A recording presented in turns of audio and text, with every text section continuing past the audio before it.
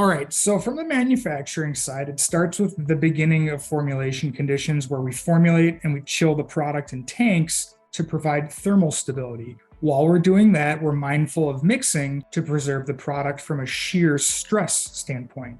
Then during BFS filling, our process optimizes as cool of conditions as possible while maintaining proper container forming. If required after filling, we can employ a blast cooling step and accumulate the product as WIP or a work in progress before we package. As part of packaging, we commonly use a pouch made of aluminum foil and polymer layers to aid with reducing vapor and gas transmission across the container wall. As a final step, we typically overlay that pouch with nitrogen prior to sealing it. From there, it's all about cold chain if the product needs it and the storage conditions for the end user.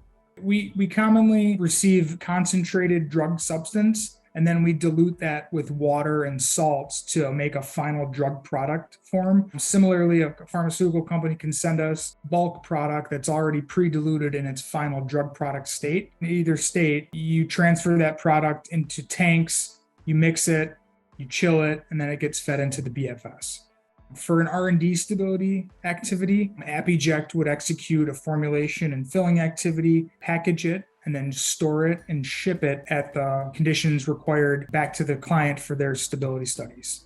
So within our commercial manufacturing network, our formulation capabilities are near endless. As it goes for our ApiJect Technology Development Center, we currently have a limited formulation equipment set, which means we can basically handle simple solutions. However, I will say that we are able to handle almost any platform of disposable formulation technology. We can handle a wide variety of solutions, suspensions, and emulsions. We start getting into trouble when clients want to fill very viscous products, like gels or creams. But that's not to say that we couldn't handle some of those products. We just need to understand the client's product specification.